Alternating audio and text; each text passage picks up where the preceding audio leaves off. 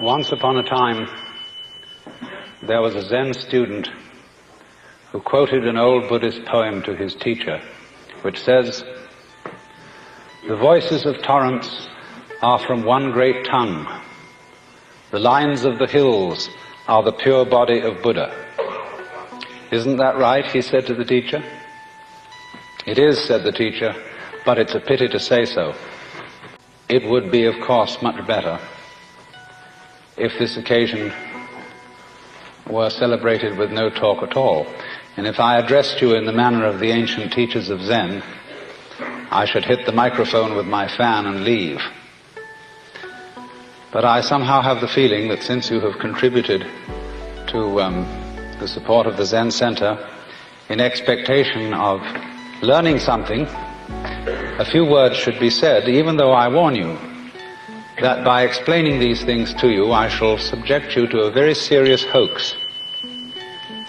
Because if I allow you to leave here this evening under the impression that you understand something about Zen, you will have missed the point entirely.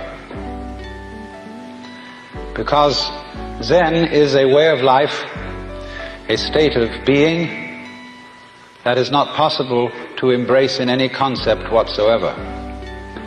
So that any concepts, any ideas, any words that I shall put across to you this evening will have as their object showing you the limitations of words and of thinking. Now then, if one must try to say something about what Zen is, and I want to do this by way of introduction, I must make it emphatic that Zen, in its essence, is not a doctrine. There's nothing you're supposed to believe in.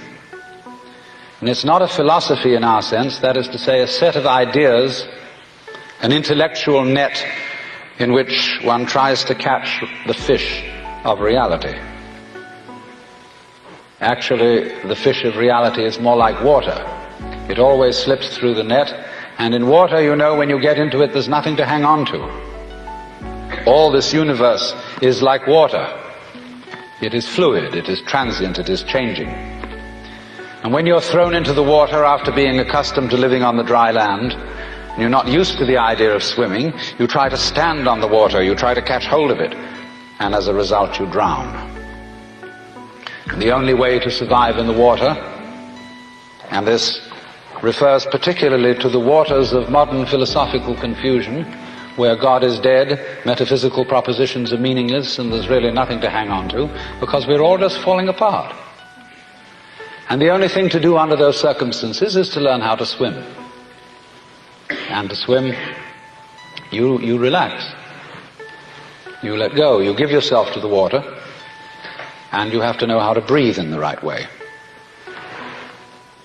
And then you find that the water holds you up. Indeed, in a certain way, you become the water. And so in the same way, one might say, if one attempted to, again I say misleadingly, to put Zen into any sort of concept, it simply comes down to this: that in this universe there is one great energy, and we have no name for it.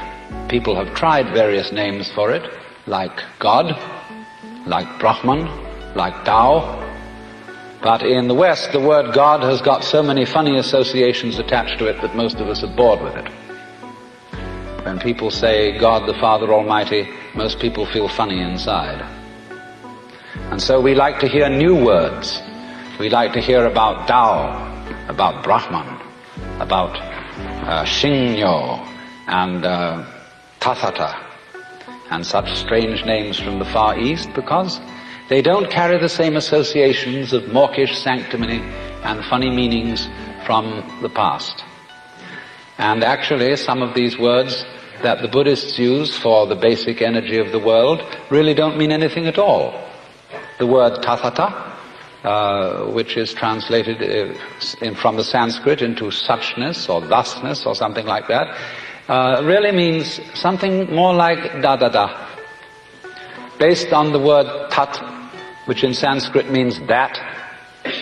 And so in Sanskrit it is said, tattvam asi that thou art, or in modern American, you're it. But da, that's the first sound a baby makes when it comes into the world. Because the baby looks around and says, da, that. And fathers flatter themselves and think it's saying dada, which means daddy.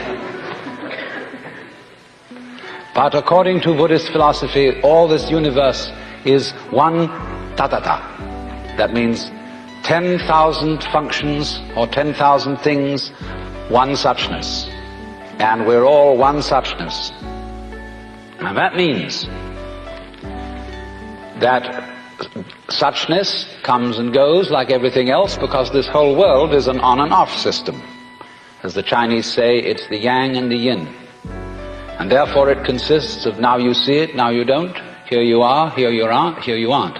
Because that's the very nature of energy, to be like waves, and waves have crests and troughs. Only we, being under a certain kind of sleepiness or illusion, imagine that the trough is going to overcome the wave or the crest.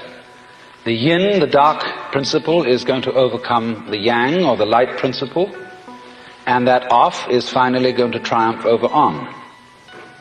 And we, shall I say, bug ourselves by indulging in that illusion. Gee, supposing darkness did win out, wouldn't that be terrible? And so we're constantly trembling and thinking that it may, because after all, isn't it odd that anything exists? It's most peculiar. It requires effort, it requires energy, and it would be so much easier for there to have been nothing at all. Therefore we think, well, since the is side of things is so much effort, you always give up after a while and you sink back into death. But death is just the other face of energy, and it's the rest, the not being anything around, that produces something around, just in the same way that you can't have solid without space, or space without solid.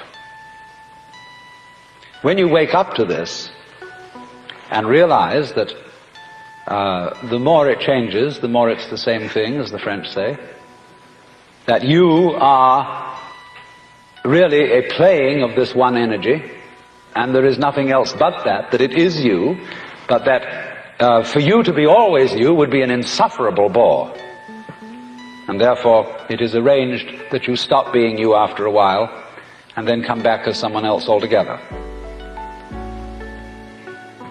And so when you find that out, you become full of energy and delight. As Blake said, energy is eternal delight. And you suddenly see through the whole sham of things. You realize you're that. We won't put a name on it. You're that. And you can't be anything else. So you are relieved of fundamental terror. That doesn't mean that you're always going to be a great hero, that you won't jump when you hear it bang, that you won't worry occasionally, that you won't lose your temper. It means, though, that fundamentally, deep down within you, you will be able to be human, not a stone Buddha. You know, in Zen, there is a difference made between a living Buddha and a stone Buddha. If you go up to a stone Buddha and you hit him hard on the head, nothing happens. You break your fist or your stick. But if you hit a living Buddha, he may say, ouch. And he may feel pain. Because if he didn't feel something, he wouldn't be a human being. Buddhas are human. They are not devas, they are not gods. They are enlightened men and women. But the point is that they are not afraid to be human. They are not afraid to let themselves participate in the pains, difficulties, and struggles that naturally go with human existence. The only difference is, and it's almost an undetectable difference, it takes one to know one. As a Zen poem says, When two Zen masters meet each other on the street, they need no introduction. When thieves meet, they recognize one another instantly. So, a person who is a real cool Zen understander does not go round saying, "Oh, I understand Zen. I have Satori. I have this attainment, I have that attainment, I have the other attainment." Because if he said that, he wouldn't understand the first thing about it. So it is then that, if I may put it metaphorically, Zhuangzi said, the perfect man employs his mind as a mirror. It grasps nothing, it refuses nothing. It receives but does not keep. And another poem says of wild geese flying over a lake, "The wild geese do not intend to cast their reflection, and the water has no mind to retain their image." In other words, this is to be put very strictly into our modern idiom. This is to live without hang-ups. The word hang-up being an almost exact translation of the Japanese bonno and the Sanskrit klesha. Ordinarily translated worldly attachment. But all that sounds a little bit, you know what I mean, it sounds pious. And in Zen, things that sound pious are said to stink of Zen. But to have no hang-up, that is to say, to be able to drift like a cloud and flow like water, seeing that all life is a magnificent illusion, a playing of energy, and there is absolutely nothing fundamentally to be afraid of. Fundamentally. You will be afraid on the surface. You will be afraid of putting your hand in the fire. You will be afraid of getting sick, etc. But you will not be afraid of fear. Fear will pass over your mind like a black cloud will be reflected in the mirror. But of course the mirror isn't quite the right illustration. Space would be better. Like a black cloud or flows through space without leaving any track. Like the stars don't leave trails behind them. And so that fundamental that is called the void in Buddhism, the thing that, it doesn't mean void in the sense that it's void in the ordinary sense of emptiness.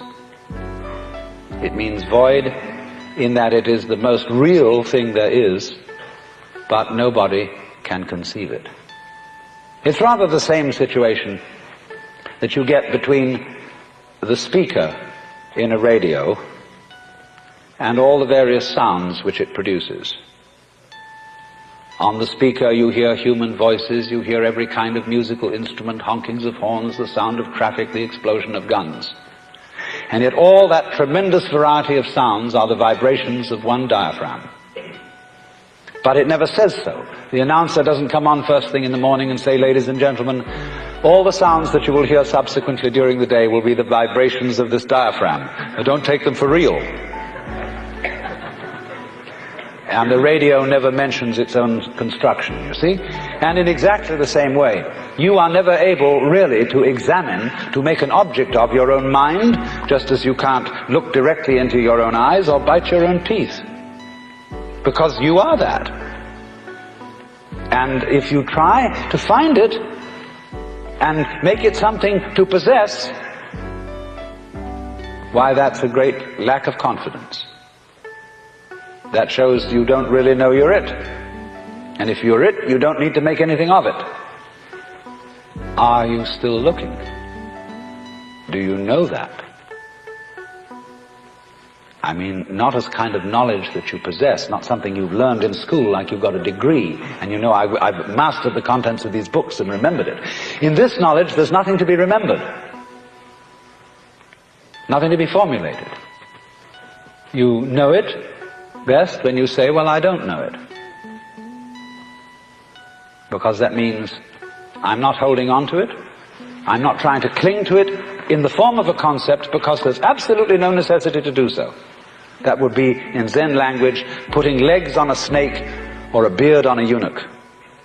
Or as we would say, gilding the lily. Now you say, well, that sounds pretty easy. You mean to say all we have to do is just relax? We don't go around...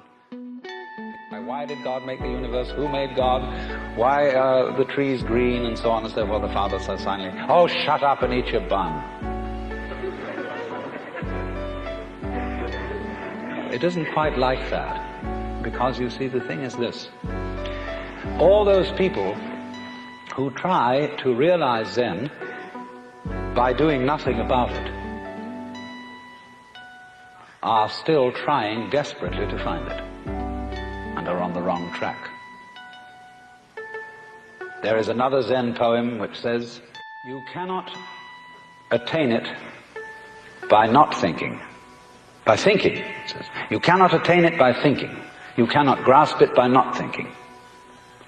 Or you could say, you cannot catch hold of the meaning of Zen by doing something about it, but equally, you cannot see into its meaning by doing nothing about it. Because both are, in their different ways, attempts to move from where you are, now, here, to somewhere else. And the point is that we come to an understanding of this, what I call suchness, only through being completely here. And no means are necessary to be completely here. Either active means on the one hand, nor passive means on the other. Because in both ways, you are trying to move away from the immediate now. But you see, it's difficult to understand language like that. And to understand what all that is about, there is really one absolutely necessary prerequisite. And this is to stop thinking. Now, I am not saying this in the spirit of being an anti-intellectual, because I think a lot, talk a lot, write a lot of books, and am a sort of half-baked scholar. But you know, if you talk all the time, you'll never hear what anybody else has to say. And therefore all you'll have to talk about is your own conversation. The same is true for people who think all the time. That means, when I use the word think, talking to yourself, subvocal conversation, the constant chit-chat of symbols and images and talk and words inside your skull. Now, if you do that all the time, you'll find that you've nothing to think about except thinking. And just as you have to stop talking to hear what others have to say, you have to stop thinking to find out what life is about. And the moment you stop thinking, you become into immediate contact with what Korzybski called, so delightfully, the unspeakable world. That is to say, the non-verbal world. Some people would call it the physical world. But these words, physical, non-verbal, material, are all conceptual. And is not a concept. It's not a noise either. Get that?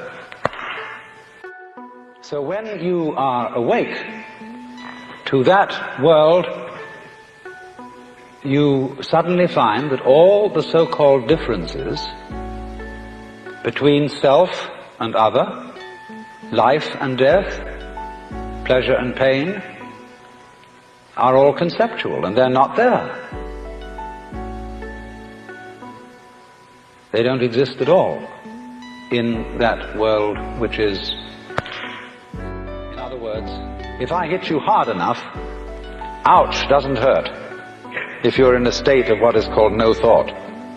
And they said, don't cry, because they wanted to make you hurt and not cry at the same time. People are rather curious about the things they do like that. And, but you see, they really wanted you to cry. But your mother said, "Ah," and made you repress it and feel that throwing up wasn't a good thing to do. Because then when you saw people die, and everybody around you started weeping and making a fuss, and then you learned from that that dying was terrible. When somebody got sick, everybody else got anxious, and you learned that getting sick was something awful. You learned it from the concept. So the reason why there is in the practice of Zen, in Buddhism they speak of the three dignities of man: walking, standing, sitting, and lying. And when they say, when you sit, just sit. When you walk, just walk. But whatever you do, don't wobble. In fact, of course, you can wobble, if you really wobble well. When the old master Hyakujo was asked, what is Zen? He said, when hungry, eat. When tired, sleep. But they said, well, isn't that what everybody does? Aren't you just like ordinary people? Oh, he said, no, they don't do anything of the kind. When they're hungry, they don't just eat, they think of all sorts of things. When they're tired, they don't just sleep, but dream all sorts of dreams. I know the Jungians won't like that. But there comes a time when you just dream yourself out. No more dreams. You sleep deeply and breathe from your heels. Now, therefore, Zazen, or sitting Zen, is a very, very good thing in the Western world. We have been running around far too much. It's all right. We've been active and our action has achieved a lot of good things. But as Aristotle pointed out long ago, and this is one of the good things about Aristotle, and he said the goal of action is contemplation. In other words, busy, busy, busy, busy, busy, but what's it all about? Especially, there's quite a good deal of point to action if you know you're not going anywhere. If you act like you dance, or like you sing or play music, then you're not going anywhere. You're just doing pure action. But if you act with the thought in mind that as a result of action, you are eventually going to arrive at some place where everything will be all right, then you are on a squirrel cage, hopelessly condemned to what the Buddhists call samsara, the round or rat race of birth and death. Because you think you're going to get somewhere. You're already there. And it's only a person who has discovered that he's already there who is capable of action. Because he doesn't act frantically with the thought that he's going to get somewhere. He acts like he can go into walking meditation at that point, you see, where we walk not because we are in a great, great hurry to get to a destination, but because the walking itself is great. The walking itself is the meditation. And when you watch Zen monks walk, it's very fascinating. They have a different kind of walk from everybody else in Japan. Most Japanese shuffle along, or if they wear Western clothes, they race and hurry like we do.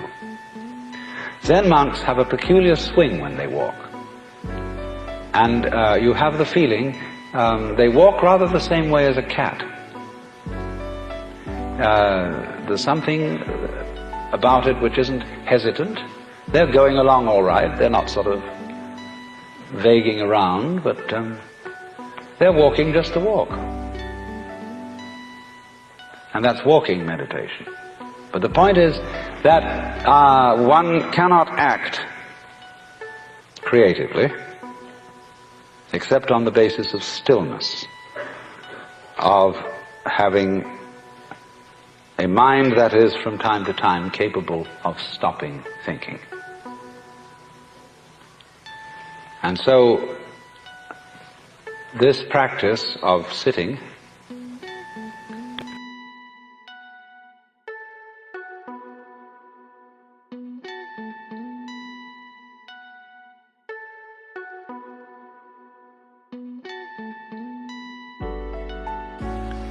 most Westerners start to fidget. They find it very boring to sit for a long time. But the reason they find it boring is that they're still thinking. If you weren't thinking, you wouldn't notice the passage of time. And as a matter of fact, far from being boring, the world, when looked at without chatter, becomes amazingly interesting.